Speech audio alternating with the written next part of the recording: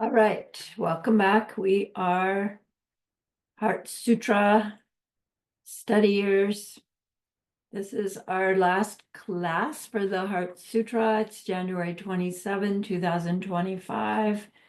Happy beginning of New Year. Let's gather our minds here as we usually do. Please bring your attention to your breath until you hear from me again.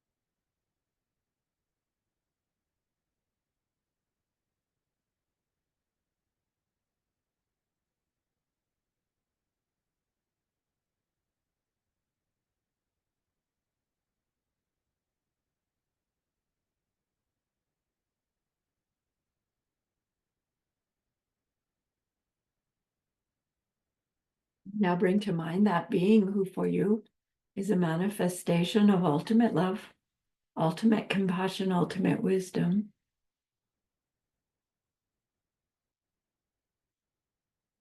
And see them there with you.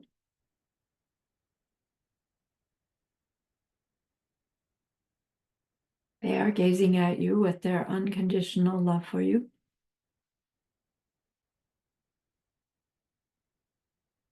Smiling at you with their holy great compassion.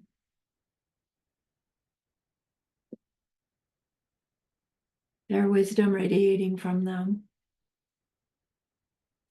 That beautiful golden glow encompassing you in its light.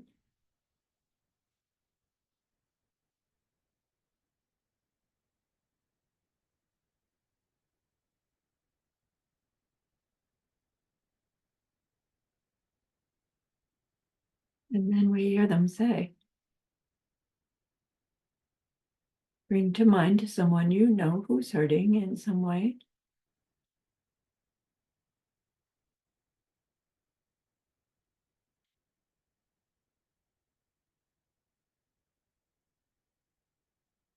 Feel how much you would like to be able to help them.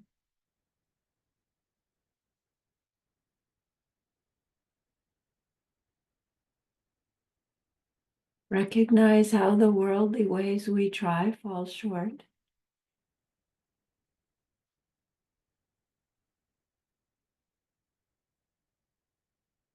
How wonderful it will be when we can also help them in some deep and ultimate way,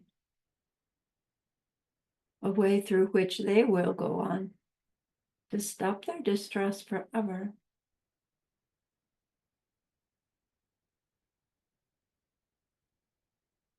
Deep in our hearts, we know this is possible.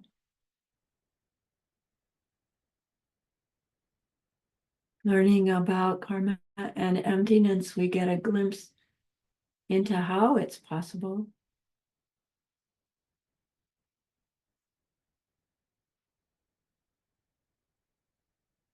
And so we grow our wish into a longing.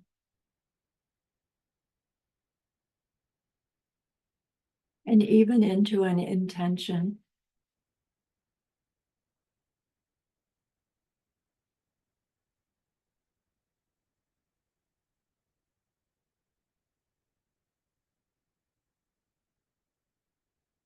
And we turn our mind back to our precious holy being.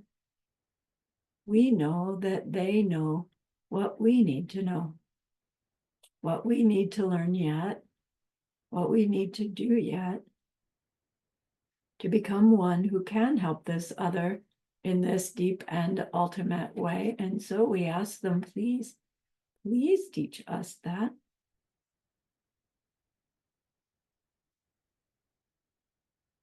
And they are so happy that we've asked. Of course they agree. Our gratitude arises. We want to offer them something exquisite. And so we think of the perfect world they are teaching us how to create. We imagine we can hold it in our hands, and we offer it to them, following it with our promise to practice what they teach us, using our refuge prayer to make our promise. Here is the great earth, filled with fragrant incense and covered with a blanket of flowers. The great mountain, 4 lands, wearing the jewel of the sun and the moon. In my mind, I make them the paradise of a Buddha and offer it all to you. By this deed, may every living being experience the pure world. Idam Guru Ratna Mandala Kamniryatayami. I go for refuge until I am enlightened to the Buddha, the Dharma, and the highest community. Through the merit that I do in sharing this class and the rest, may we reach Buddhahood for the sake of every living being. I go for refuge until I am enlightened to the Buddha, the Dharma, and the highest community. Through the merit that I do in sharing this class and the rest, may we reach Buddhahood for the sake of every living being. I go for refuge until I am enlightened to the Buddha, the Dharma, and the highest community. Through the merit that I do in sharing this class and the rest, may all beings reach their total awakening for the benefit of every single other.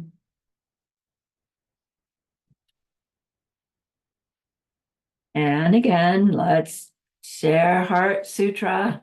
If you have it there with you, feel free to read it or recite it along with me, or just listen as you wish. Okay. The Lady of Conquest, the heart of the perfection of wisdom.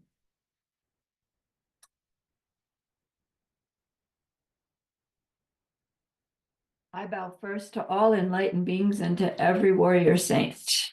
Once I heard this teaching. The conqueror was staying on Vulture's Peak in the keep of the king. With him was a great gathering of monks and a great gathering of warrior saints. At a certain moment, the conqueror went into deep meditation on the part of the teaching known as the awareness of the profound. At that moment, too, did the realized being, the great warrior, the Lord of power, loving eyes, see into this one deep practice, the practice of the perfection of wisdom. And he saw perfectly that the 5 heaps, the 5 parts of a person, were empty of any nature of their own. And then, by the power of the enlightened one, the junior monk named Shariputra turned and asked this question of the great warrior, loving eyes, the realized one, the Lord of power. If any son or daughter of noble family hoped to follow the deep practice of the perfection of wisdom, what would they have to do? This, then, is the answer that the Lord of power, the realized one, the great warrior, loving eyes, gave to the junior monk named Shariputra. Here, Shariputra, is what any son or daughter of noble family should see, who hopes to follow the deep practice of the perfection of wisdom. See first, all 5 heaps, all 5 parts to a person, are empty of any essence of their own. Your body is empty. Emptiness is your body. Emptiness is nothing but your body, and your body is nothing but emptiness. The same is true of your feeling and your ability to discriminate between things and the other factors that make you up, and all the different kinds of awareness that you possess. All of them are empty. And thus we can say, Shariputra, that every existing thing is emptiness.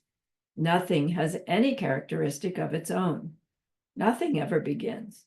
Nothing ever ends. Nothing is ever impure.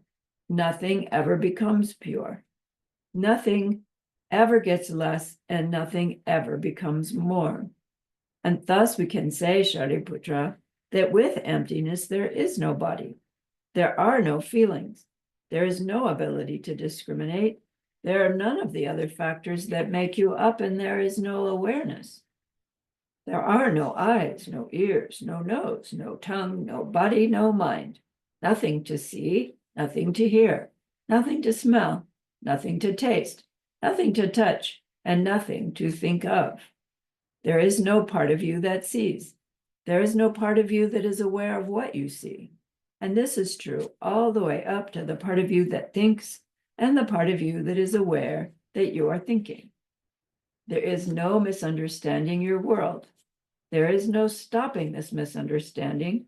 And the same is true all the way up to your old age and your death, and to stopping your old age and your death. There is no suffering. There is no source of this suffering.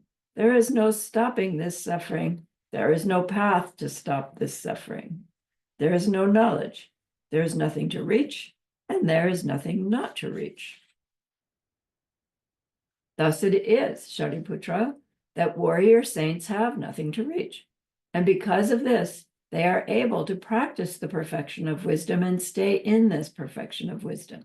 This frees them of every obstacle in their minds, and this frees them from all fear. They go beyond all wrong ways of thinking and reach to the ultimate end of nirvana. All the enlightened beings of the past and present and future too follow this same perfection of wisdom and thus bring themselves to perfect enlightenment, to the matchless state of a totally enlightened Buddha. Thus are they the sacred words of the perfection of wisdom, the sacred words of great knowledge, sacred words of the unsurpassable, sacred words that are equal to the one beyond all equal, sacred words that put a final end to every form of pain. Sacred words you should know are true, for false they cannot be. Sacred words of the perfection of wisdom, which here I speak for you. Tayata, gate, gate, paragate, parasangate, bodhi swaha. And thus it is, Shariputra, the great warrior saints must train themselves in the profound perfection of wisdom. With this, the conqueror stirred himself from his deep state of meditation. He turned to the great warrior, to the realized one, loving eyes, the Lord of power, and blessed his words, saying, "True, true," he said, and true again. Thus it is, O son of noble family, just so is it. One should follow the profound perfection of wisdom, just as you have taught it. Every one of those gone thus rejoices in your words as I do. And when the conqueror had spoken thus, the junior monk Shariputra took joy, and the warrior, the realized one, loving eyes, the Lord of power, took joy as well. And all the assembled disciples took joy, and so did the entire world, with its gods and its men and near gods and spirits too, take joy. All sang their praises of what the conqueror had spoken.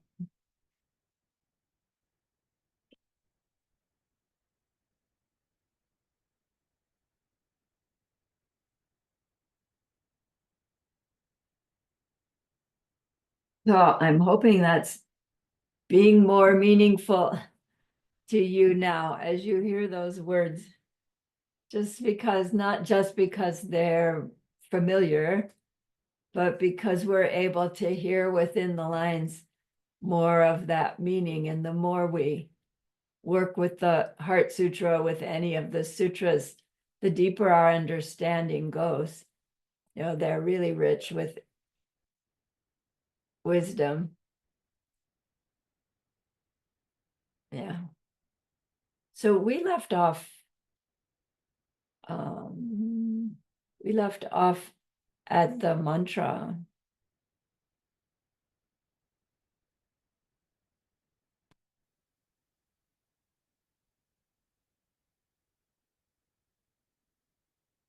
Sorry, I don't get to see all of you.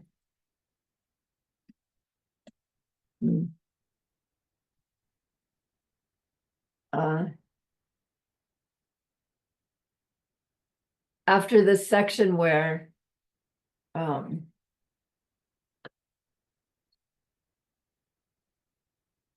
Avalokiteshvara has 9, 8, has said all enlightened beings will use these 5 paths, meaning those who have reached Buddhahood went through experiences that led them to their path of accumulation, their renunciation. Something wrong with this picture. There's got to be another way. And then they studied and learned a different way, and they came to have a direct experience of ultimate reality with extraordinary love, compassion in their motivation. And then they went on to guide their interaction with others according to what they now know is true from direct experience. And as a result, shifted their experience of themselves and their world such that they reached the place where they had no more mental afflictions or seeds for more, and didn't stop there, but went on to grow their ability to be aware of what all beings need in all times and to be that for them, reaching their total enlightenment. Let's call it total enlightenment, because for me, when I hear the word everybody reaches their Buddhahood, there's something in that my mind that then gloms onto, well, everybody's going to be a Buddhist and everybody's going to travel this path. And I don't think that's accurate. I think the 5 paths have their own manifestation for a being on their spiritual path, regardless of what you call your spiritual path.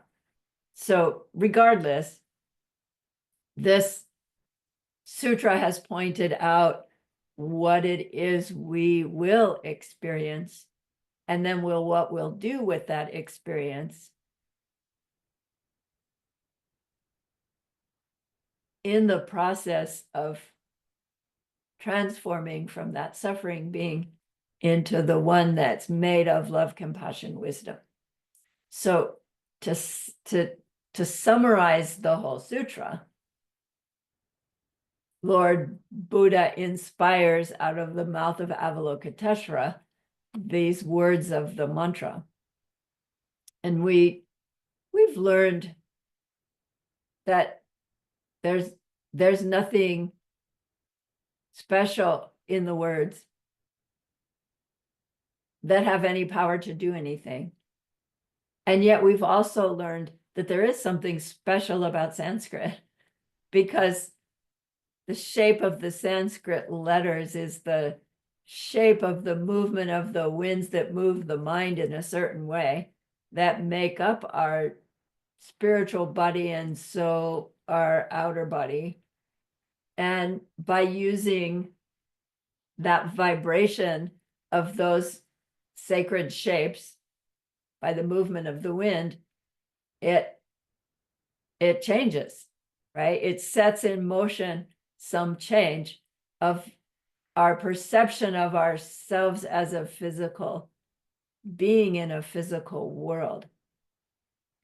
So there is power in using mantra, even though there's no power in the mantra itself, because the power in the mantra comes from the ripening of kindness that we've done because of the wisdom we've learned in studying what the mantra is all about, right? So it has to come together for mantra to have any meaning.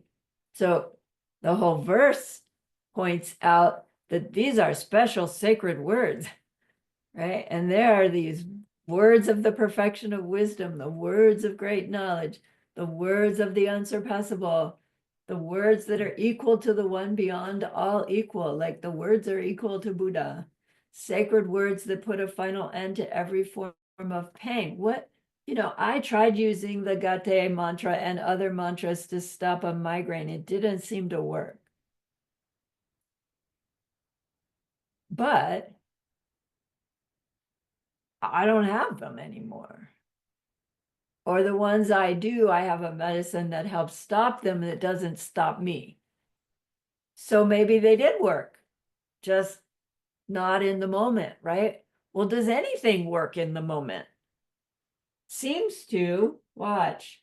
Pick up my cup, sip tea. Seems to work in the moment, but really it didn't, right?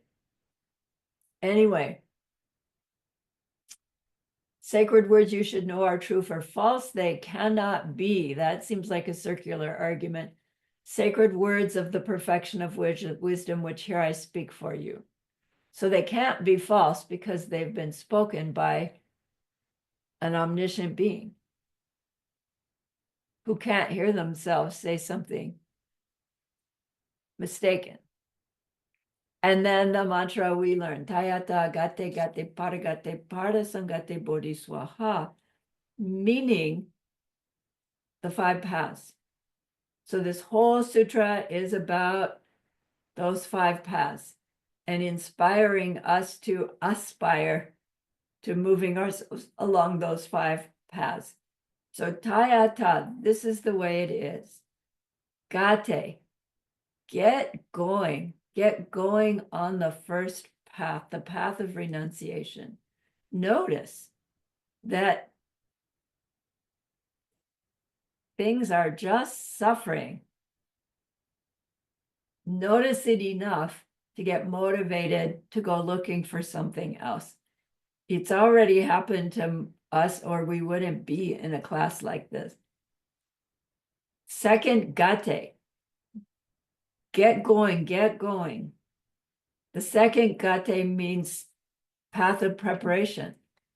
When we are on first path of accumulation, there's that part, if you remember, where you're searching, looking at different avenues, different practices, different things. And then finally, we find one that suits us. And then we study it and we work with it and we try to use it to help ourselves change and change our world. That's our path of preparation. Preparing, in our tradition, specifically preparing for that unique experience of ultimate reality.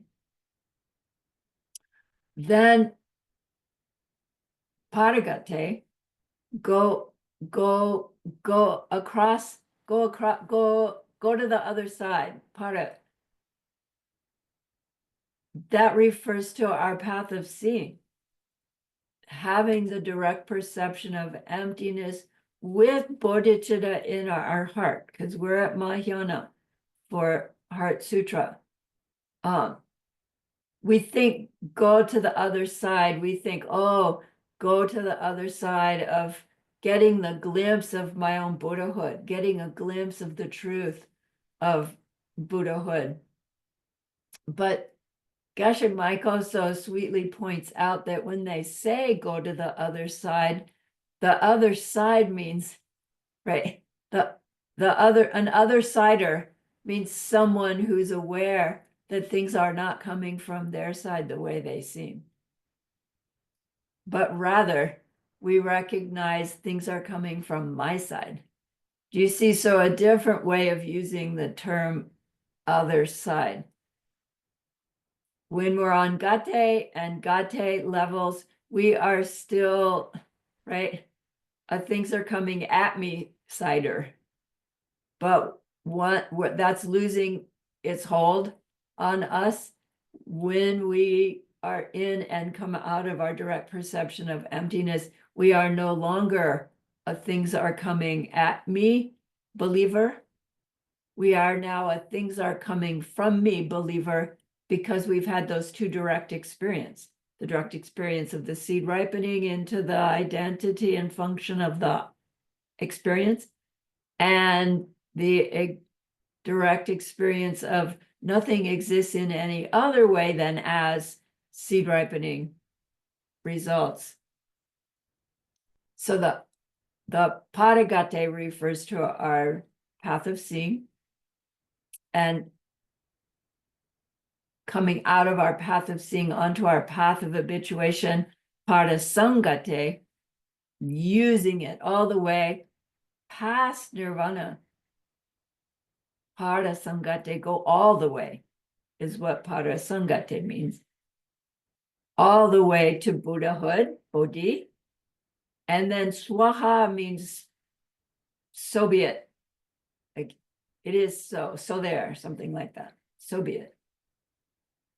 So when we say tayata, gate, paragate, parasangate, bodhi swaha, we're vibrating this wind mind movement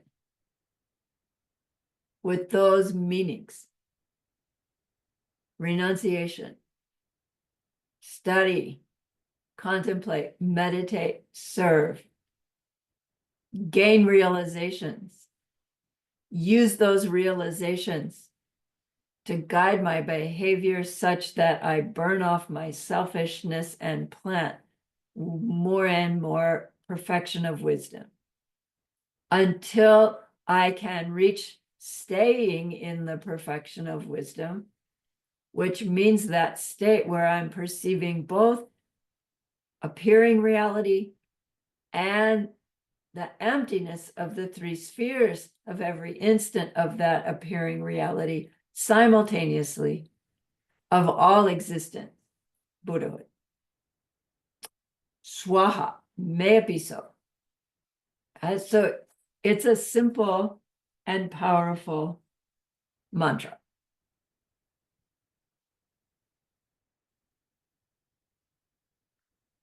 On the computer, let's move here. So Avalokiteshvara goes on to say, Sharipu Changchub Sempa Sempa Chempo, great bodhisattvas, Sharab Kiparo Tu Chimpa Zabmo Le Detar Lapar Ja O. This is how those great warrior saints train themselves in the profound perfection of wisdom. Avalokiteshvara has just wrapped up the whole sutra. Not this phrase isn't talking just about the mantra, it's the whole sutra. This is what bodhisattvas use to move themselves along their path from suffering being to totally enlightened being. Training in the profound perfection of wisdom, not just emptiness, but the marriage of dependent origination, meaning karmic seeds ripening, and the empty nature of the three spheres of every experience, right? It takes those both. And then, of course, the way we make our karmic seeds is through our behavior.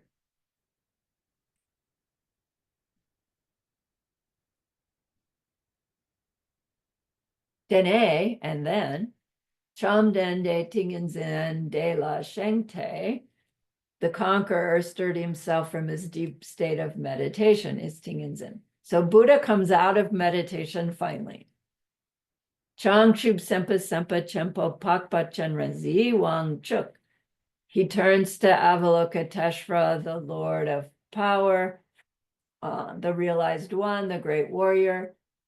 La Lexo, Shejawa Jine Lexo Lexo, and blessed his words, saying, Lexo, Lexo, Lexo. True, true, and true again. We know Buddha is not redundant. He never says anything without meaning. So Choni Lama says, why does he say Lexo, Lexo, Lexo? Why wasn't one enough?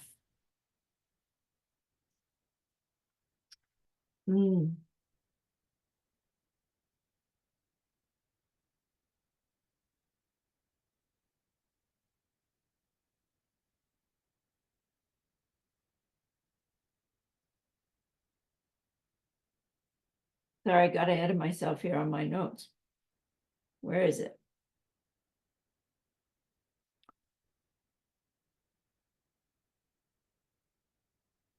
the first time, the first lexo is is addressing Avalokiteshvara and saying, yes, right, that's exactly what you said is exactly what, it's exactly right. I mean, how could it not? Because Buddha was, right, impressing on him what to say. But he's giving Avalokiteshvara credit. Yes, what you taught is correct. The second lexo is addressing the audience, saying to them, what you just heard from Avalokiteshvara is correct. And the third lexo is saying, it's as if I said those words myself, says Shoni Lama. How would we get that if we didn't have commentaries to tell us and translators to read it for us? So thank you, Geshe Michael. Thank you, Choni Lama. Right? But then I really probably would have just gone Lexo, Lexo, Lexo, right. We do that all the time. We repeat ourselves for emphasis, but nothing is just for emphasis. These three different Lexos on purpose. But then Choni Lama also points out, I'm sorry, I just spaced on what I was about to say.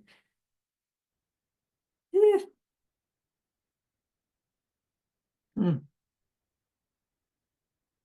Well, it'll come back.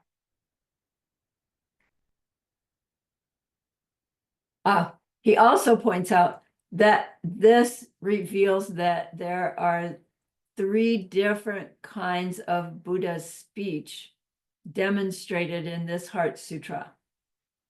The one of the kinds of Buddha's speech is where the being, Buddha, himself says stuff. This is this lexo, lexo. And then the next phrase is the only thing that comes out of Buddha's mouth. Do you remember? Like, he goes to Vulture's Peak, everybody gathers around him, waiting for the teaching, and he goes into meditation. And then Sariputra and Avalokiteshvara start this conversation. So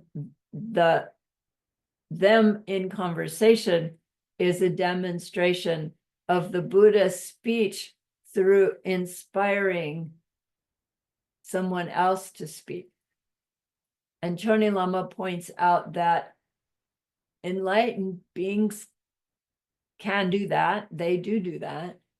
And they don't only use other apparent humans to inspired speech. They can inspire speech through the wind, through the trees, through the bubbling water. Like we can hear bubbling water and get a teaching from Lord Buddha, right? They're not limited to words of any language in their ability to communicate when they inspire speech. And then third kind of speech of a Buddha was the kind of speech where apparently before he withdrew his emanation, he said, you know, if someone shares what they heard, their sharing will be as if I'm speaking. So the person who's telling us this story, once I heard this teaching, somebody is saying this to somebody else. And that's called the Buddha's speech as well. And that's happening. Buddha has withdrawn his emanation, whoever it is is the once I heard this teaching, writing this down, telling us this story, his speech is considered speech of the Buddha as well, right? So it's called proscribed speech. You're allowed to do that. And then inspired speech, and then his direct speech. This sutra has all three. Not all sutras have all three. Says Choni Lama. Next, Rikipu. De Deshano de Deshanter. Rikipu means son of noble family. So before, when we had Rikipu, we had Rikipuo, Rikipumo, right? We had noble son and daughter of noble family because they were addressing something else. Now he's addressing Avalokiteshvara and calling him noble son, right? Specifically. That's how it is. That is how it is. Deshan no de, deshan te. Jitar kuki tempa, deshan du sherab ki paro tu chimpa zabmola chepar ja te. Every one of those ganthas. Sorry, wrong one. One should follow the profound perfection of wisdom just as you have taught it. Every one of those ganthas rejoices in your words as I do. Deshan Shekpa Nam Kyang Jesu Yirang. No, Yirang is the rejoicing here. You know, we see the word tartuk and use it for the rejoicing practice, but tartuk really means completion, right? The finishing it off. But what finishes off any seed fully is the, yay, I did that, right? The ownership of it, the tartuk. But the rejoicing is really yiran.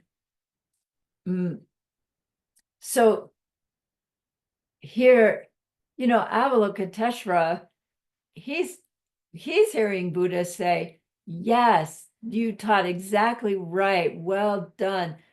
One should follow this profound perfection of wisdom just as you have taught it. So Avalokiteshvara gets a pat on the back.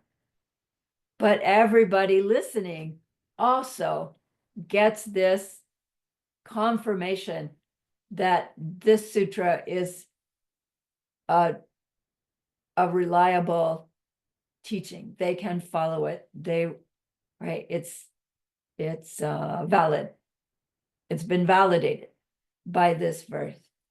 And then Buddha goes on to put the completion in. Every one of those ganthas, rejoice in your words as I do. This English is odd. And, you know, my mind goes, oh, it's a typo. It's in English, if you have more than one rejoicing, you would say rejoices. And yet it got me thinking years ago, it's like when we say every one of those ganthas, are there really multiple ones? Yes, there are multiple ones, but each one is omniscient. Each one has this whole totally different perception of what subject side, object side interaction between is. And so maybe this is absolutely correct to say every one of those ganthas rejoice in your words as I do. Just something to cook. When I say it on my own, I always say rejoices. But anyway, just bring that up.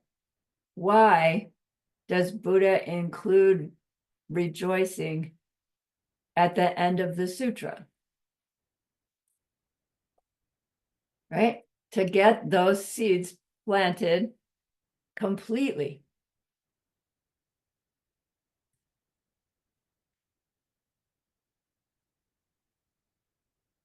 And then lastly, Chomden Deke Chomden deki deke che kat selne.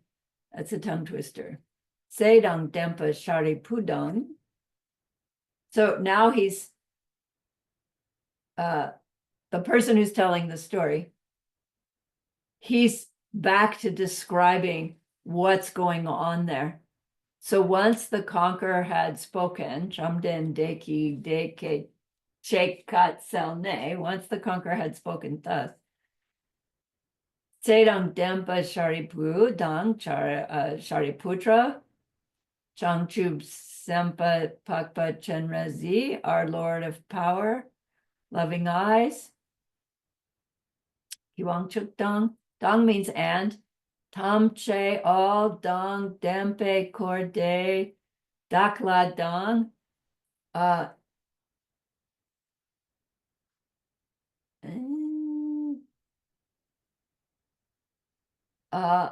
All the assembled disciples, all the gods and near to gods. Hla is the worldly gods. Hla Mayin is the near gods, meaning the jealous gods.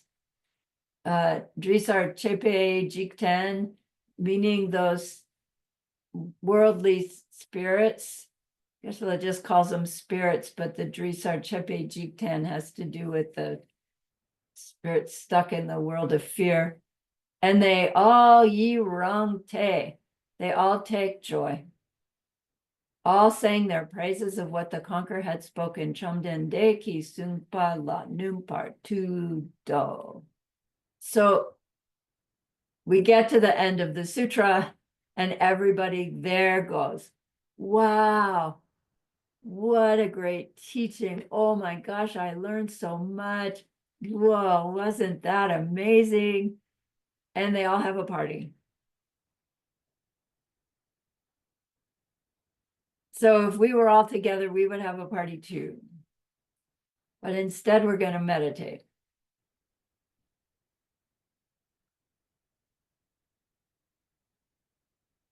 Why? Like, let me stop this share so I can see faces.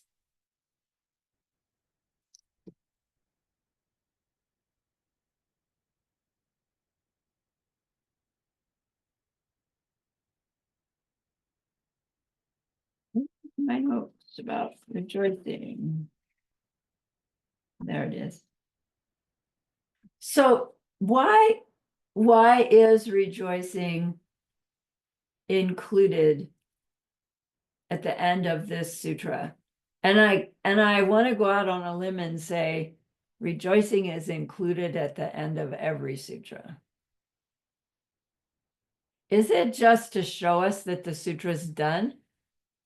You know, is it just because everybody's been sitting there for hours and it's like, oh, we're finally done? Why? Why rejoicing? Tell me, you tell me, somebody tell me. Well, you were just saying that rejoicing is the very task that we do to finish off planting a seed. So I'm thrilling with this understanding that Buddha's walking the talk. Right, You right. know, he's Well, rejoicing to get that seed of enlightenment instilled and for all ripened. of it. Yeah. But why do you think that would be so? You know, why isn't he dedicating?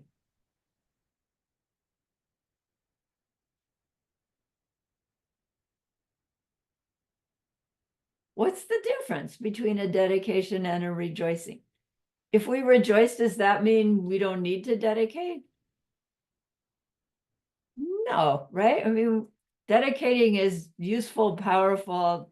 It's not that we need to because Buddha said so. It's like we want to because we want to get that seed directed in a certain place, right? But remember about the imprint in the mind. And I remember Geshe-la saying one time that, right, the imprint is made when we see ourselves. Does anyone have a pen? I have one.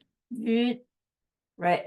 the instant it's let go of, the deed's been done, the mind has been imprinted the whole time that this is going on. So the mind's perceiving itself do that. How do I do this? Here's this guy doing this, but this guy's mind is watching, right? And so this imprint is being made, but it's still kind of soft, or let's kind of call it gelatinous. And if the deed we just did was one that we realize, oh, I don't want that seed to come back to me, because the seed is still like in formation mode, if we instantly regret, then it takes away some of the power of that seed, and it doesn't go on to become a seed that's complete enough to carry forward the way they do. So if we've done a kindness and we leave it in sort of a vague way, which is my habit, and we do some similar deed that's not so kind, that not so kind deed will affect the kind deed that negates it a bit.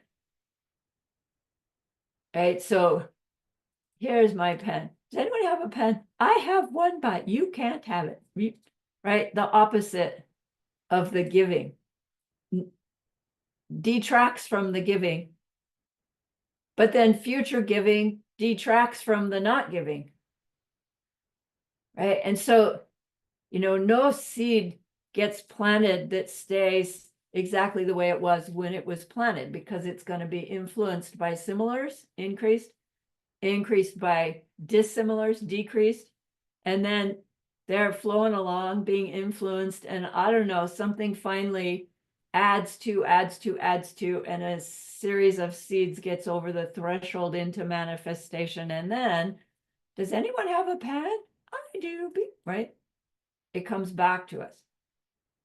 So the reason I'm trying to explain is that when those seeds are first being formed, the way that the path of karma becomes complete is that ownership of it. I did that. I intended to do it. I understood what I was doing. I did toward the object I intended to do. You remember the fourth step? I did it. I'm happy I did it. And I'm going to do it again. So for a ugly deed, right, we still do the same thing. We kind of don't call it rejoicing, but it's like satisfied. And that locks the seed into a form that carries forward. It's still influenced by similar and dissimilar, but it's no longer in that place where a swift regret will dissolve it away like it was before it was fully owned, fully completed. Regret will still negate it, right? Four powers will still negate it.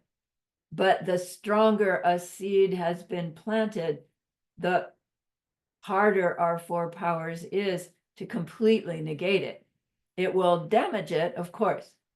It will stir it forth before it, gets big. But that fourth step of ownership is what locks the seed in to carry forward. So with kind deeds that we've done more intentionally, and especially deeds that we're doing to try to help others stop suffering, we want to lock them in. And the way we lock them in is this did it, happy I did it, yay, right? And that's what they mean by rejoicing, not just having the party, but like, yes, I did it. Then you dedicate it to some specific result, which helps that seed be positively influenced by other specific thoughts, words, and deeds, which gives it greater direction, if my understanding is correct.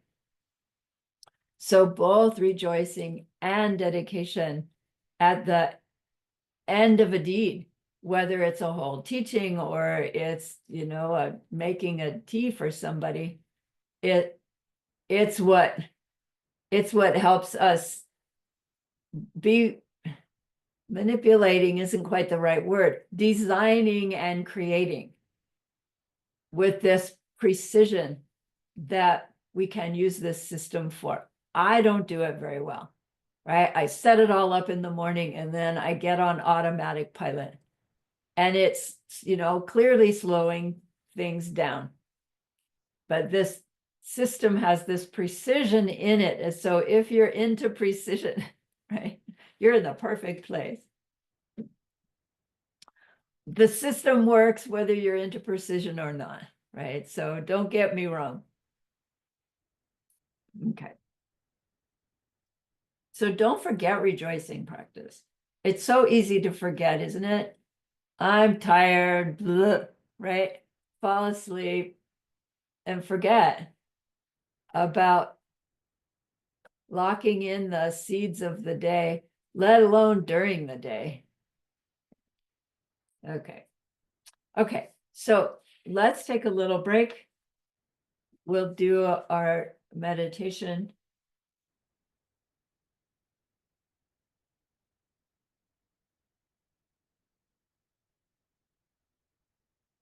Yeah.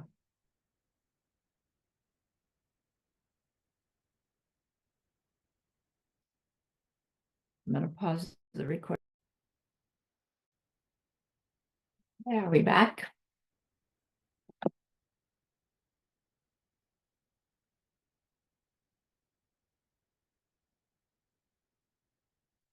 All right, we'll do our preliminaries.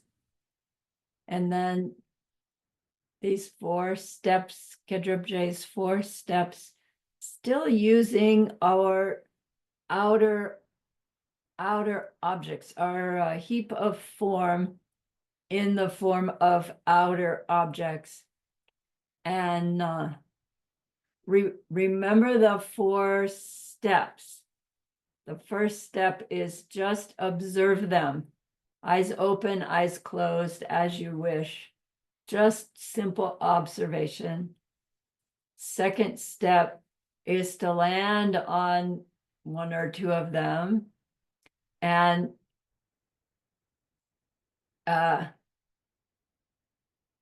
tap into the belief, the experience and the belief that their identity, their quality, their function is in them, like presenting itself to us. Then step 3 is to show ourselves whether or not that can be true, given the experience that not everyone experiences it the same way as I do. And come to the conclusion that that thing that's in it from it can't be. So step 3 is switching from it's in it coming at me to no, it has to be some kind of result from me. And you can spend time at that level 3 to convince yourself of that, and then even imagine you're seeing the silver seed come out and lay onto something that's out there. The colors, the shape, the idea, the parts. And then fourth step is and nothing exists in any other way than that step, but the way we get there is from step 3. If you were to imagine, what if my projection stopped? What if no seed ripens for an instant? What would be out there? Because what would be out there if no ripening karmic seed happened? Right? No thing, right? You couldn't say. The other way you can get there is to go from level 2, everything's in it from it, and then reach that conclusion. That's impossible because different people experience it in different ways. So you can be at level 2 and shift to 4, or you can be at level 3 and shift to 4. It's a different avenue to get there, and it's worth exploring both ways. So if you are looking at something that appears to come from it, and you say, I take away it's appearing from it, does anything go away? Does anything about the object go away? No, because there was never anything about it that was coming from its side. So when you go from step 2 to step 4, the object's image doesn't change, but something about your belief in it changes. And that's actually very subtle to catch. Right? It's hard to go from 2 to 4. It's easier to go from 3 to 4. So you impose your projection onto it, and then you look for the thing that's receiving the label. And it's like, I can't identify it without some other label. Okay? Another avenue. So there's no like single way to do this 4th step. As you learn more in the ACI training, you have these different tools to use to investigate. And then if you're going to work with Heart Sutra and with Kedrubje's meditation according to Heart Sutra, one would then go through each of the other heaps and do the same kind of investigation for a while. And so you would go to the heap of feeling, just thumb up, thumb down. And it gets more subtle, and your argument that you use to show yourself that the thumbs up, thumbs down feeling isn't coming from the object is different, a different argument. Well, that one might be the same. Does everybody get the same feeling? No. But the discriminating is a little bit different. Anyway, different arguments can be used. So you would work with feeling for a while. Just there, the object's causing the feeling I'm feeling about it, thumbs up, thumbs down. No, that can't be true because it doesn't do it for everybody. It must be, even the feeling must be coming from my seeds. And what feeling is there without my seeds? Yeah. And then discriminating between things means this is pen, this is glasses. But then it goes on to, this is my pen. This is my favorite pen, right? Discriminating has all those factors, not just the identity, but all of our clinging, etc., which is where it goes wrong. So all of that can be investigated. And then when that gets boring, you go to all the other factors that make me up. that can be a lifetime. But in doing so, it helps us identify those mental afflictions that arise as a result of experiences. And it helps us plant the seeds for a different response to them because we've investigated them in these 4 ways on our cushion while we're not in the midst of them. And then you can go all the way to applying it to our different kinds of awareness that we possess, which essentially is what Lobsang Chuki Gyaltsen's Maha Mudra training is doing. So that starts tomorrow morning for those who are interested. So it'll be doing the 4 steps of Kedrubje, although we don't call them that. We'll be learning how to focus on the awareness of stuff and apply those 3: dependent origination, ignorance, dependent origination, and emptiness of the awareness of the form, feeling, discriminating between things, all the other factors that make us up, the awareness of that. So it's a slippery and difficult practice, and it takes time to build it up. And so we're going to try it. Okay. So that said, let's sit together.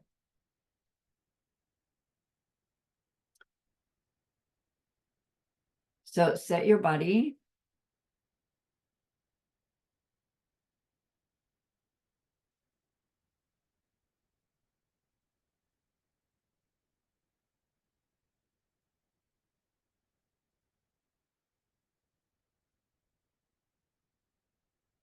Park it and get it still. Do your scan top to bottom.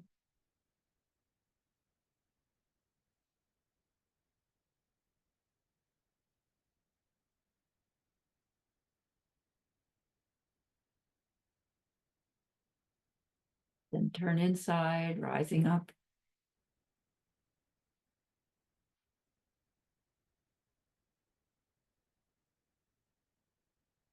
Bringing your attention to your breath at your nostrils. Fine-tuning the brightness. Fine-tuning the eagerness.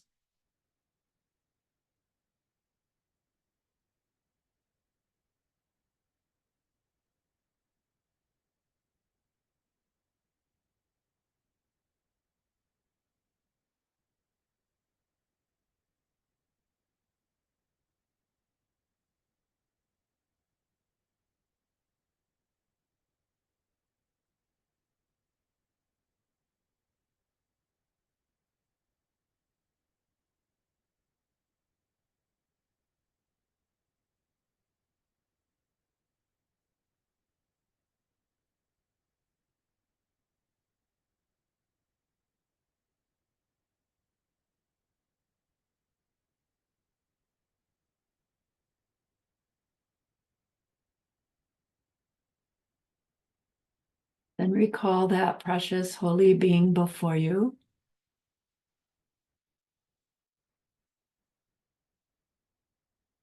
Feel their love for you.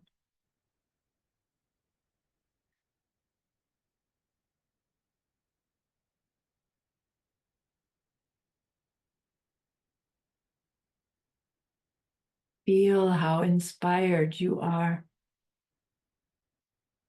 by them, by what they demonstrate, by what they teach.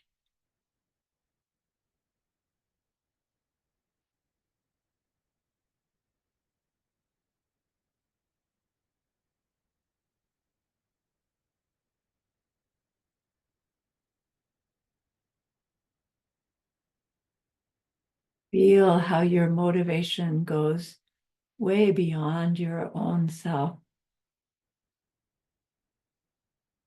wanting to help just that one other in that deep and ultimate way. is much bigger.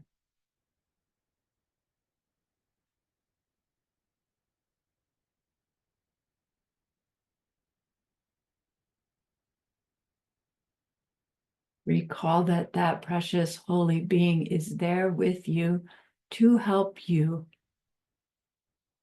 become one who can help that other in that deep and ultimate way.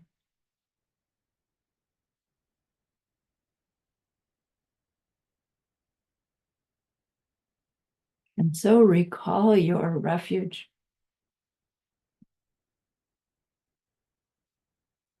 That holy being teaches us about behavior.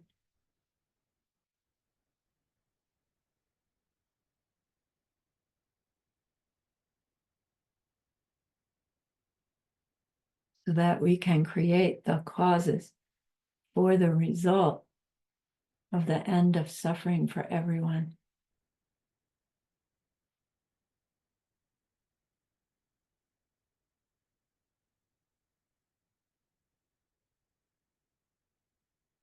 Feel that motivation inside of you.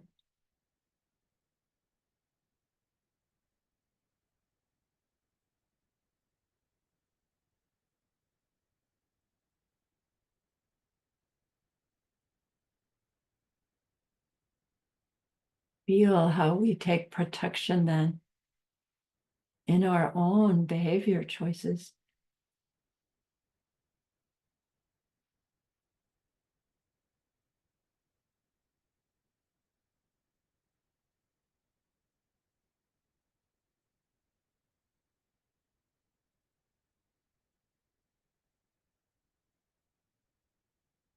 And feel your gratitude to that precious being, your admiration for them again. Tell them what you admire about them. Tell them what you aspire to become.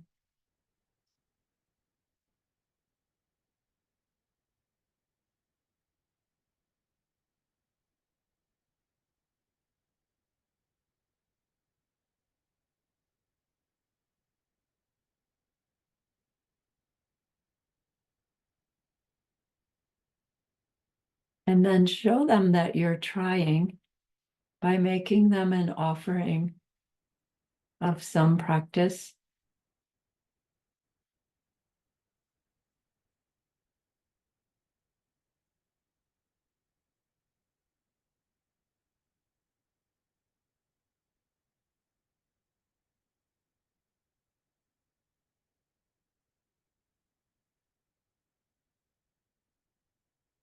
See how happy they are with you.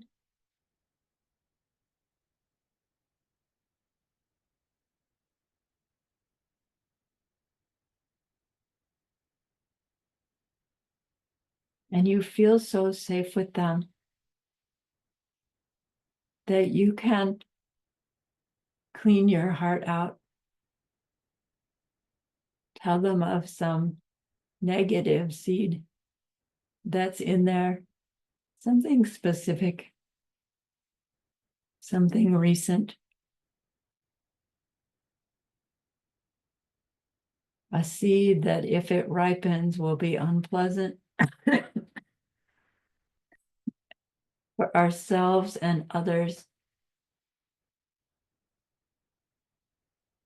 Some seed we know we put in there by some form of selfishness. Feel your regret.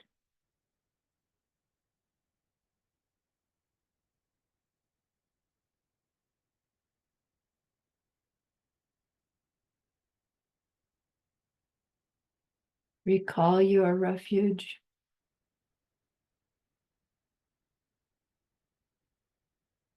Even in the ability to damage that seed with the four powers is an act of refuge.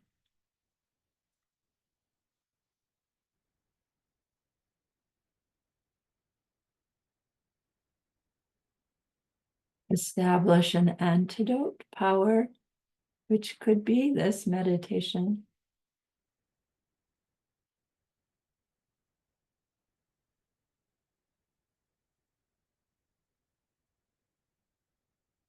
and establish your power of restraint.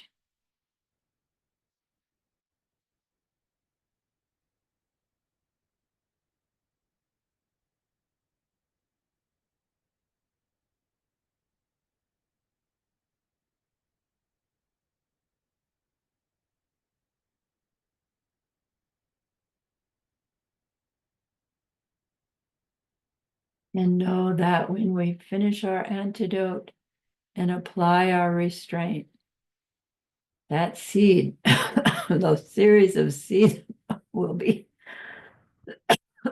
damaged. I'm sorry.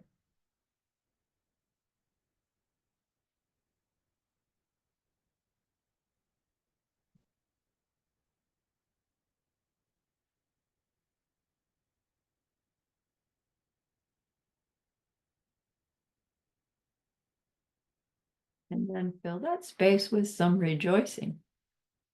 You can rejoice in your 4 powers.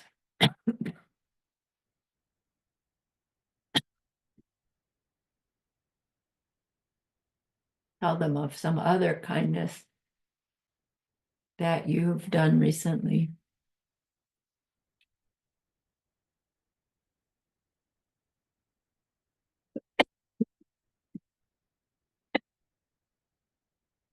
Tell them of some kindness you saw someone else do.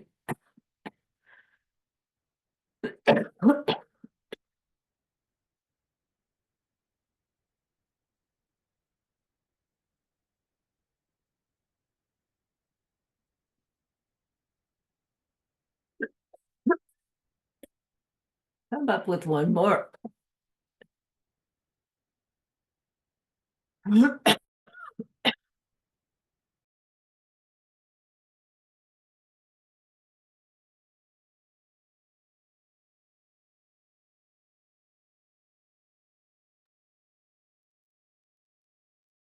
And ask that precious holy being to stay close to you.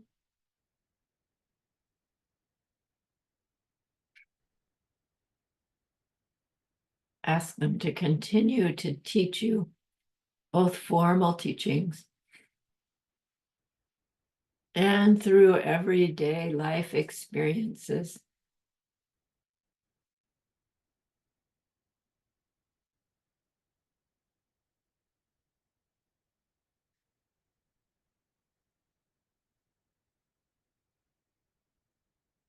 Pray that the beings around you who help uplift you will live long and happy lives.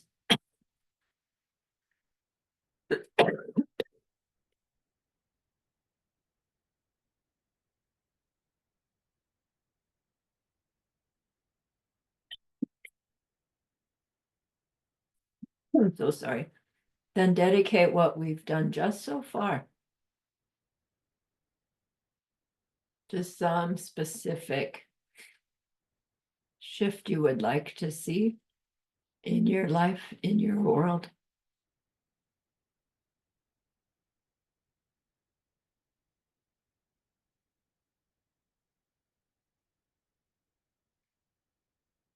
Then if you need to shift and wiggle, this is the time to do it.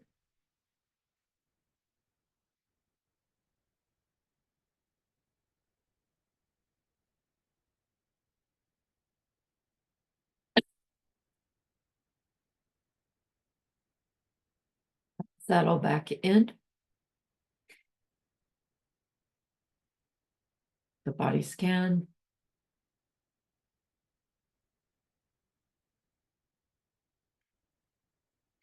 The energy rise.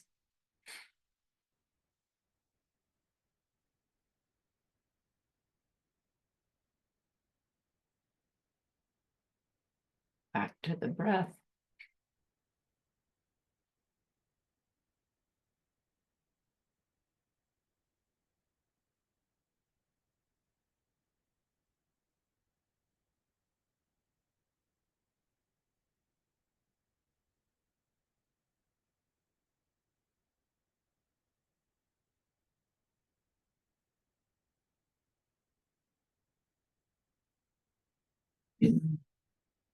Then begin Kedrubje's 4-step investigation of the heap of form.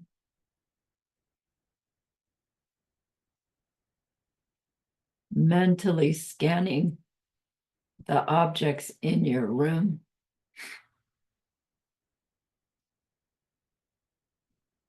Just experiencing.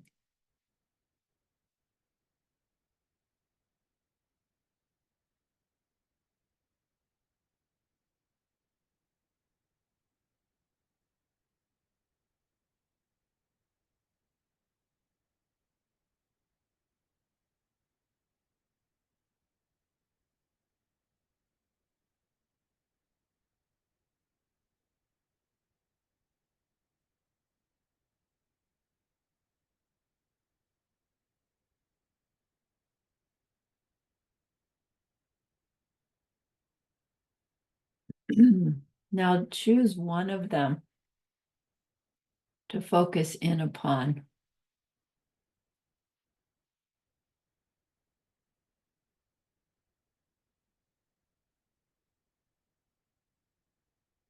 And shift to step 2.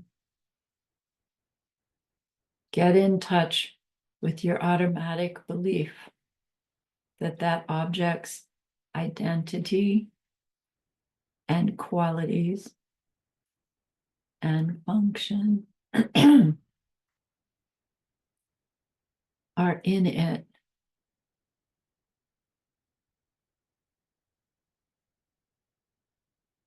Explain to yourself why we believe that that's true. Let ignorance have its day in court.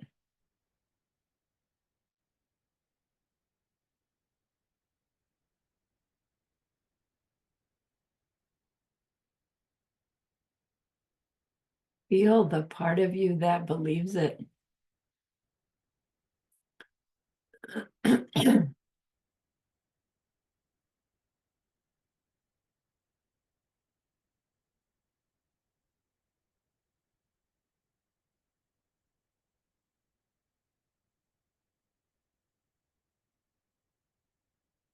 If someone takes it without my permission, they would have stolen my computer.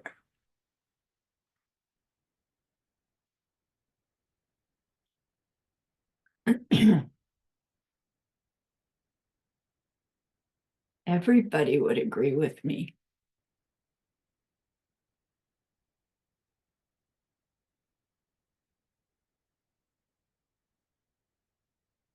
Everybody knows a computer when they see it.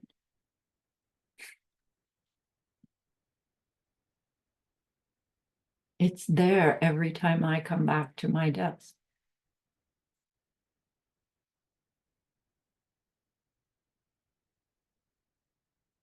It's the same make. It's the same model. It has the same decorations. It has to be there on its own.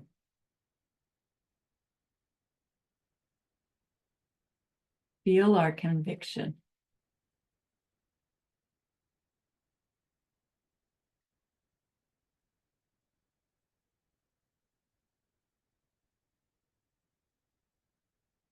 Then intentionally shift to step 3.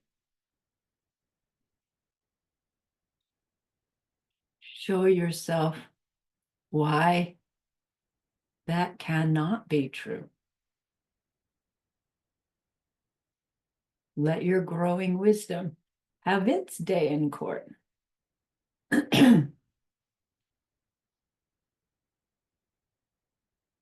If my computer was sitting out on the sidewalk, nobody would see it as Sarani's computer.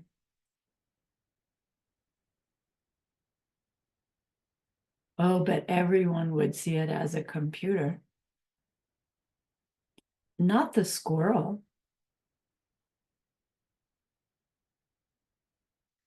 Not the bird.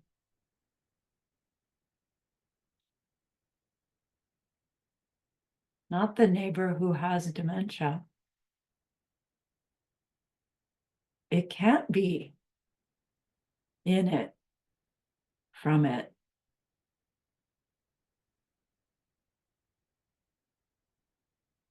Or its identity would be imposed on the observer of it.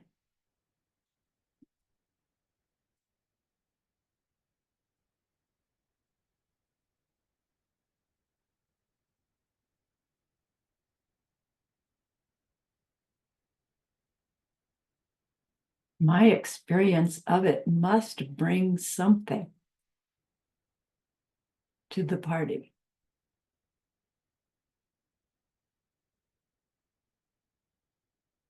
And if it's pleasant, what I bring must have been some kind of kindness. And if it's unpleasant, what I bring must have been some kind of selfishness.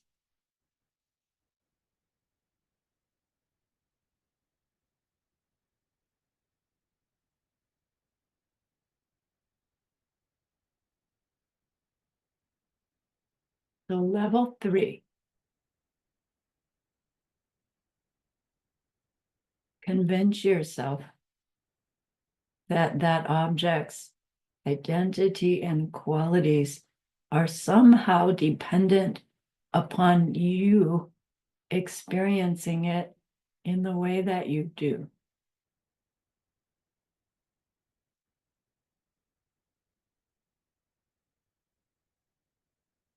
Unique to you.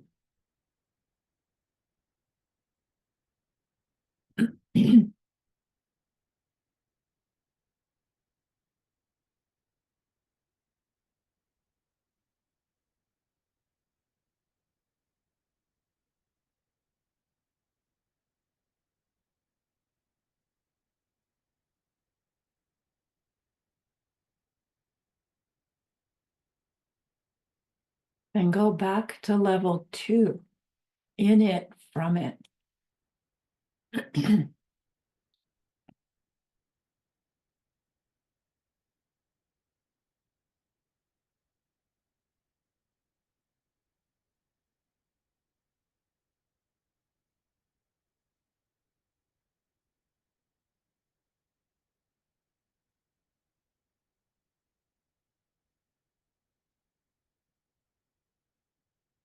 That were true, it would have to be the same for everyone. Go to number 3. No, it's unique to my experience of it now. My seeds ripening.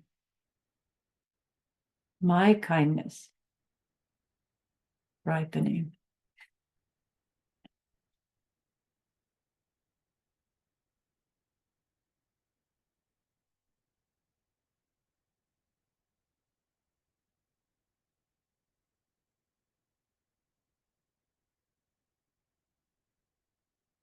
Now go to number 4. Show yourself that object that's there without your seeds ripening.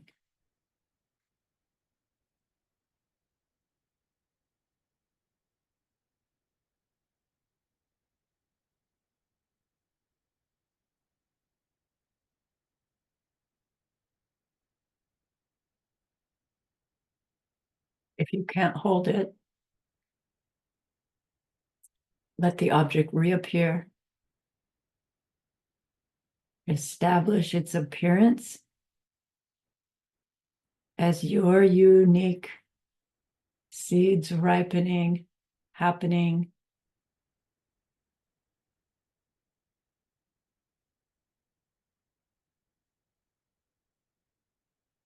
And then ask again, what would be there if my seeds were not ripening that?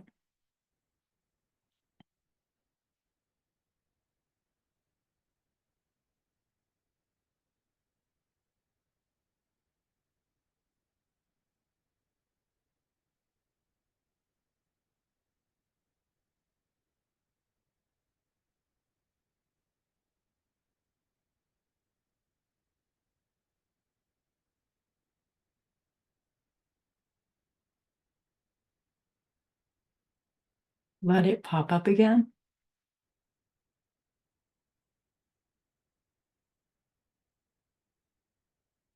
Go to level 2.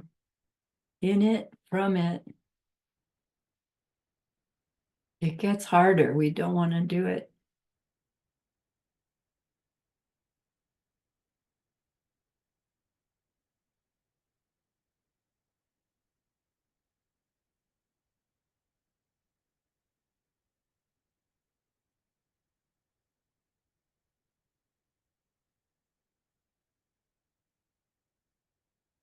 As you're gazing mentally at this object, is there anything there that does not come from you? No.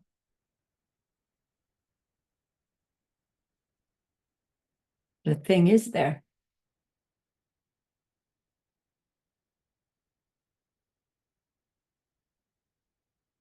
And not the one that's not coming from you.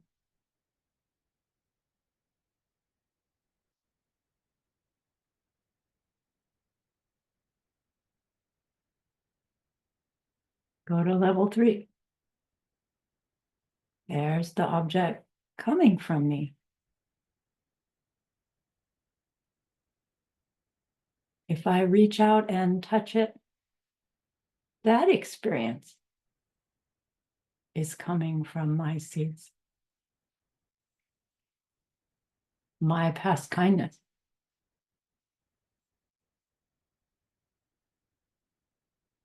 As you imagine touching it,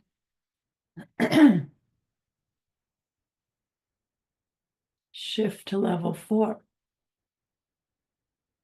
Where is the object you're touching that's not coming from your seeds?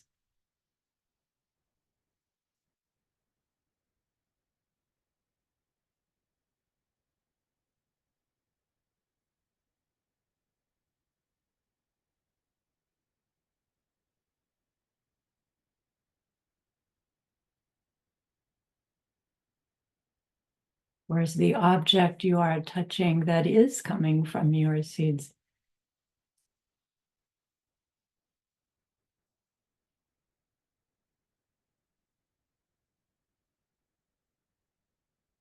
What is the object that you are touching that is in it, from it?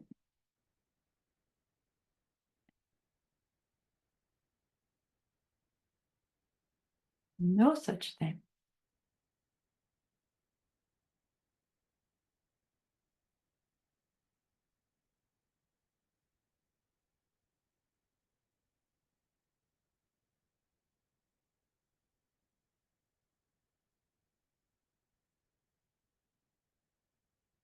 That all on the object you are touching, unique to you, coming from your past kindness.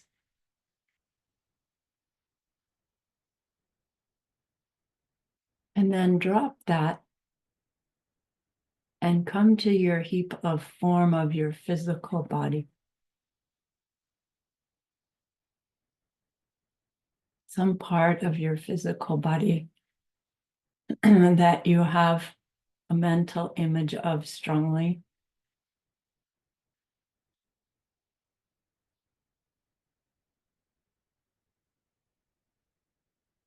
And first, just experience.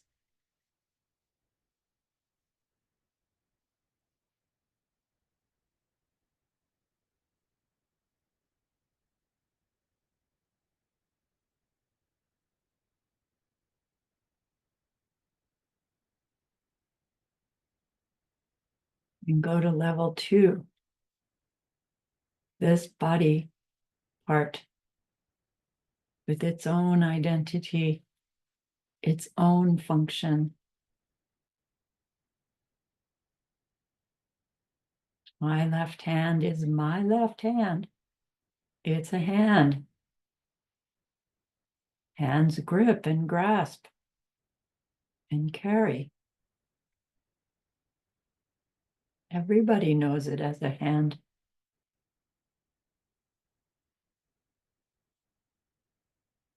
I was born with hands, thank goodness.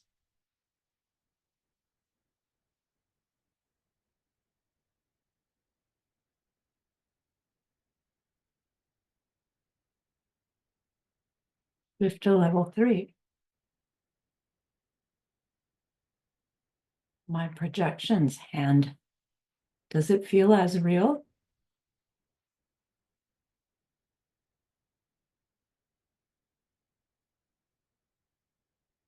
My seeds ripening hand.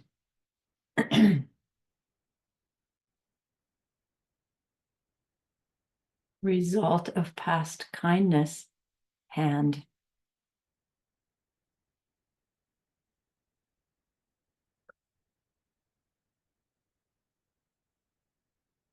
Go back to step 2. No. In it, from it, flesh and tendons and bones, but making up my hand. It's real.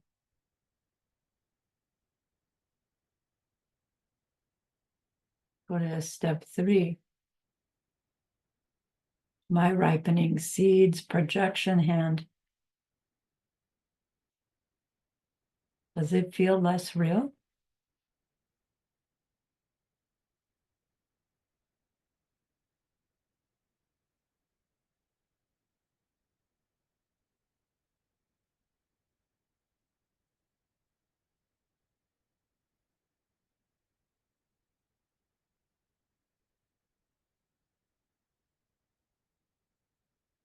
My hand has to be my projection hand, unique to me.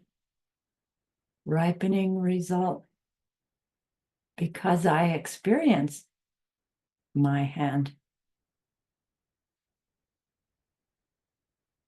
No one else experiences my hand like I do.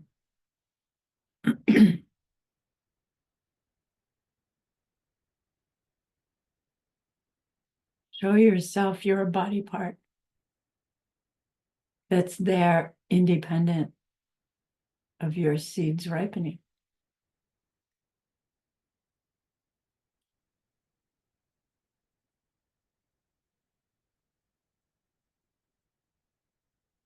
Does it disappear?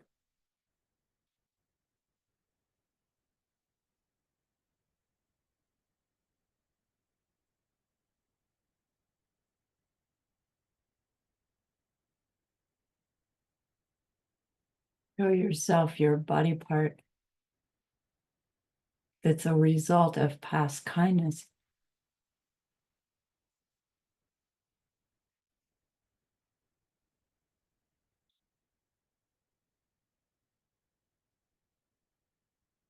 Show yourself a body part that's there on its own from its own side. No such thing.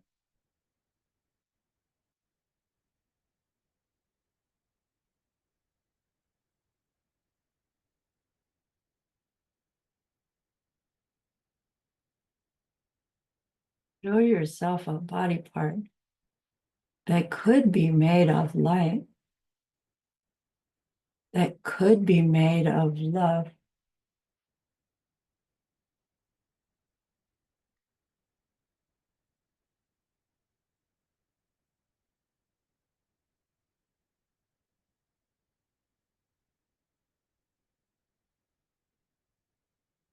And show yourself a body part that you will use to help that other end their suffering forever someday.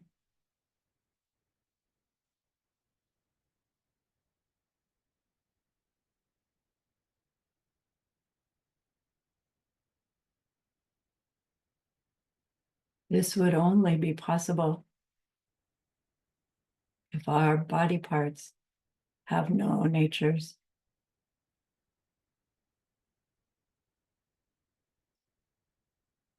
so that our kindness creates them.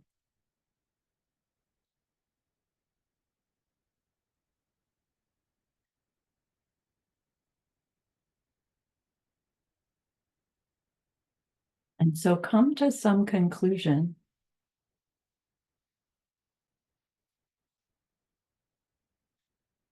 Like, oh, then I want to be as kind as I can be.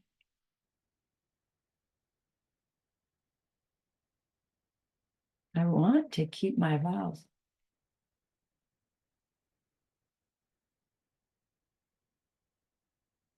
And then release this meditation, come back to your awareness of yourself in your room with that precious holy being before you. Think of the goodness that we've done. We completed our antidote. We completed this course. We deepened our wisdom of profound dependence. And that's a great, great goodness. So solidify that seed by being happy with what we've just done.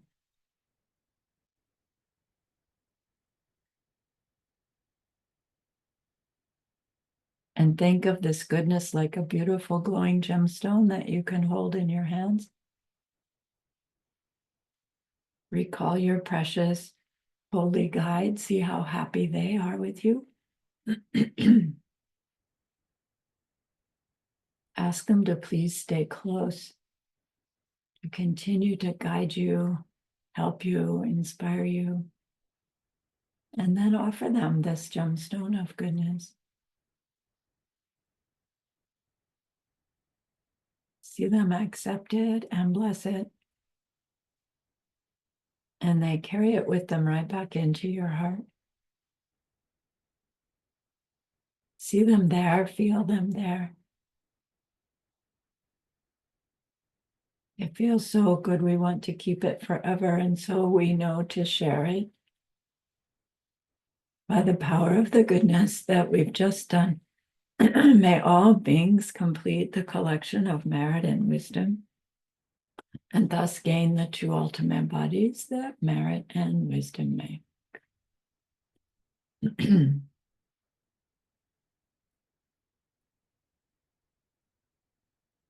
All right.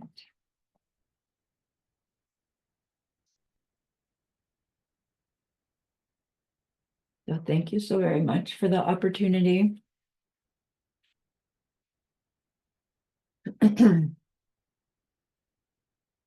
Are there questions about the meditation?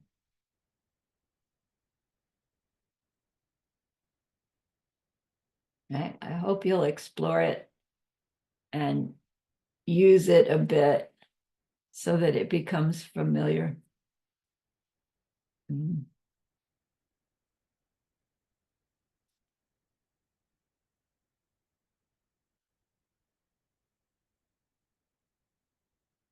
So this group's, we don't need that on, well, yeah, this group's time slot.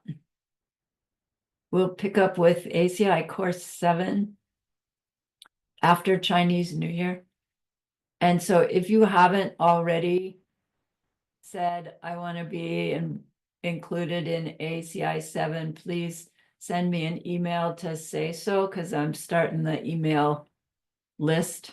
I put a new list every course. So just be sure to let me know for sure. Anybody who's listening to the recording, I'm talking to you guys more than who's on the screen, because I know who these guys are. Okay. Yay. What a great way to end one year and start a new one. Well done, us. I didn't think of that before, but wow. Thank you, dear Saroni. Yes, yes.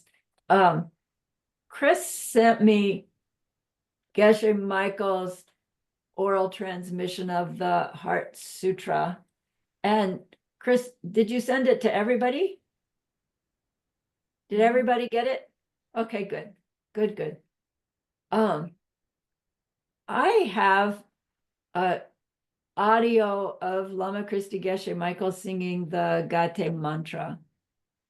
And I'm going to play it, but the quality is just awful when it's in the computer, and it's probably double awful when it's a screen share over Zoom. But if it's too terrible, just, I don't know, shut your audio off. It can't be bad. It can't be that bad, right? So let me share it. It's 8 minutes long. But I think it's worth listening to. So let me see if I can get it going. Share sound. This.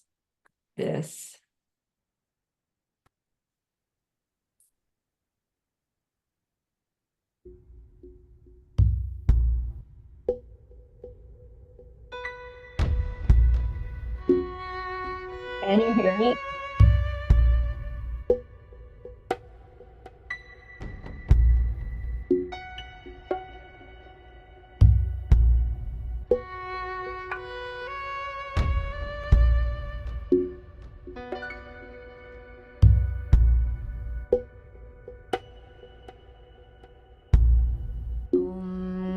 Gate,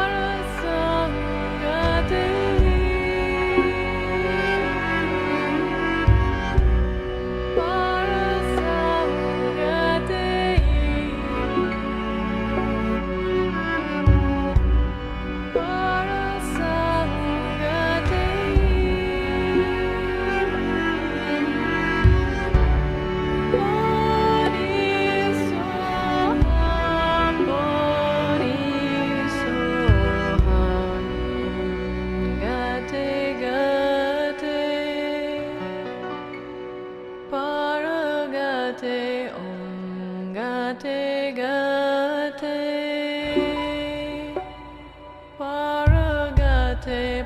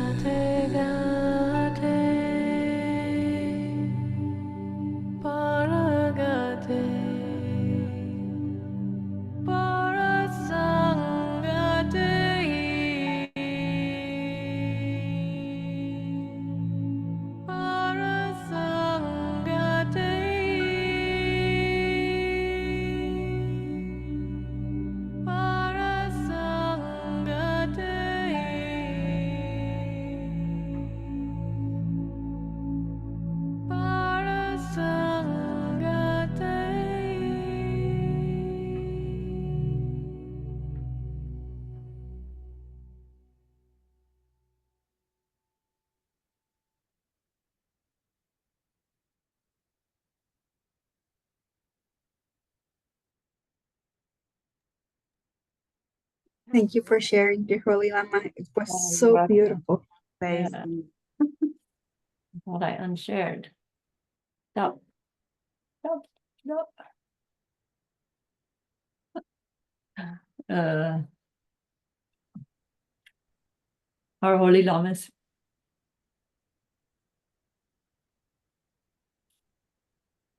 Who was Such the a woman beautiful. singing? Sensation that just stays within us, right? I mean, I cannot explain it, but it's just here. It's beautiful.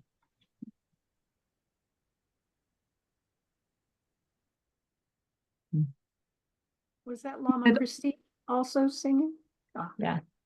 Right. Yeah. We had Ready? all day long a very great day, and just now when we heard the voices of our holy lamas, the sun came out and shines. Magic! Thank you so Yay. much for sharing. Oh, goodness. Our goodness ripening. Sunshine in. Yeah, I feel the heart of Diamond Mountain. Yeah. Nice. You Thank are you the so heart of. much for teaching. Mm, Beautiful. Beyond words. no. Profound that you shared that with us right now. Thank you. Thanks, Cutting. Mm. Yay. Thank you so much for teaching, Lama Sarani. Please stay. My great honor. Please stay. You. All right. So happy New Year. I'll see you in a couple of weeks. Right. I'll send the stuff. Right. Okay. I love you all. Thank you Take so care. much, I love Lama. you. Thank Bye you. So bye. much, teacher. Thank you. Love you, dear Holy Lama. Love everybody. Bye bye.